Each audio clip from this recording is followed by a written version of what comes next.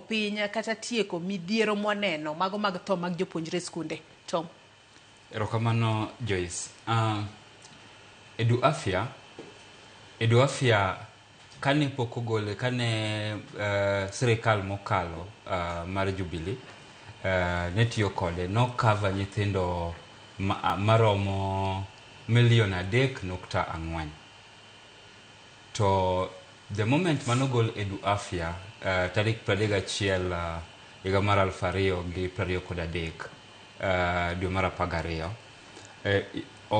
nyithindo te mane Edu Afya cover, gimoro amora mane timore norumo gi kanyo, kane ji nigi geno ni jogi te dhi donjo e SHA.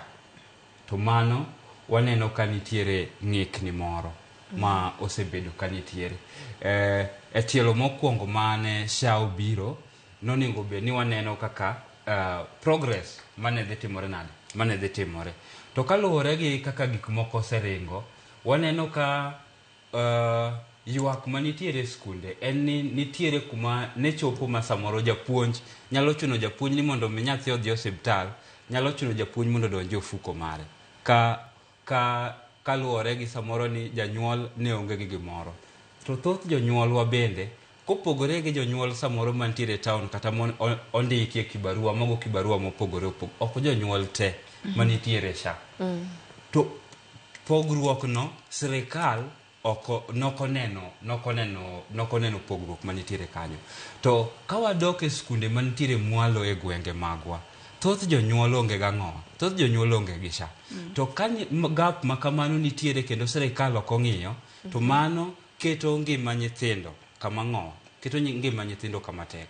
Nikech wayudo ni kane sirikal mokalo okwongo chako, to negi chulo ne nyithindo Sh1,350. To bang'e ne gineno tok higa gi review giwacho ni wamed gini odhi Sh1,600.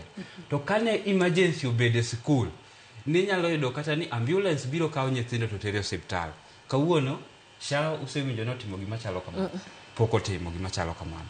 Jopuonj bende ng'iyo ni to anta dhi golo pesa kanye madhi timorago nade, madhi tero godo nyathi e osiptal.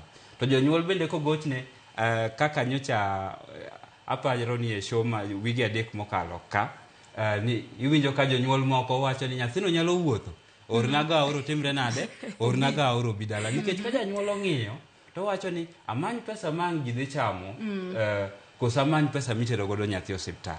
Koro waneno ng'ikruok. Matiende ni pek mar ngima bende keto jonyuol kamar tek, kosa ang'o matimore? Pek mar ngima keto jonyuol kuma tek moloyo.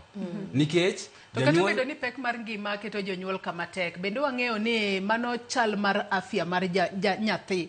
Donge janyuol ne owinjo bed ni kete maino, kosa ang'o matimore? Nikech gini bende ber, nikech kinde mathoth wacho ni ber kiseyo gwang' tiseyo gwene. Ok onyal seyo aseya skul kende ni skul ema seche moko tamre mar miyo nyathi rusa mar mondo mi nyathi odhi ot.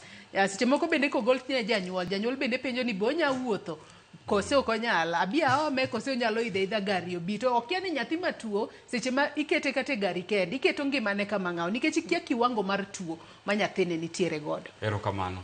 Kapok adhi e role mar janyuol, we wakunga tiek gi role mar sirikal. Wach mar Edu Afya kata kanyo e budget ma higa mokalo masani dhi mbele sani ni, wayudo ni jochung' mar bura kanong'iyo nikech nitiere oganda mopogore mano wacho ni Edu Afya oningo duogi. Ok en wach mochakore sani. Kata higa mokalo e budget masani dhi mbele ni nokwa sirikal mondo duoge Edu Afya. To Edu Afya sirikal ne wacho, jood bura ne wacho ni ok oningo bed ni itimo gino ne a section mar community, nikech ji te oningo bed ni bedo kata fogisha. Aneno kama en ng'ikruok maduong', kendo kaluwore gi thoge motimore chakre third term higa mokalo gi term mokwongo mar igani, nyiso ni adier Edu Afya dwarore. Edu Afya dwarore nikech emergencies wuok left, right and center. To ma en migawo mar sirikal, nikech kuom chulo osuru, onge ng'at mok chulo osuru e Kenya. Ng'ata chulo osuru. Ka ok ichule directly kaluwore yuto miyudo to kidhi ng'iewo gimoro nyaka ichul osuru. Onge gimoro amora minyalo ng'iewo Kenya kama ok ichuli osuru. To kichulo osuru nikech mano kuom gik mwang'iewo ema wachuli osuru maduong' moingo gimoro amora. Oningo bed ni nyithindo ok safa nikech janyuol onge gi pesa mar timo nang'o ng'iewo ne cover mar thieth. Sirikal oningo bed ni kata nikech wawacho ni ka nyithindo healthy sombgi biro timore nang'o, sombgi biro bedo maber. To ka jopuonj ogocho ne janyuol ni nyathini tuo, aparo ni kanyo bende janyuol nitiere gi responsibility maduong' kabisa. In kaka janyuol ma oserit bedo gi nyathi, ma nyathi odongo mochopo higa mar dhi sikul, kiyudo sime ni nyathini tuo, ang'o ma moni weyo gimoro amora mane timo nikech ngima nyathi duong' moingo gimoro amora. Tiringe skul tidhi kawo nyathi, kata ior ng'ati moro ma ja apiko nikech ka en day school, ka en primary school, to dhi okaw ni nyathi to urom kode to udhi ang'o, to udhi oter nyathi osiptal, kata ringi idhi osiptal.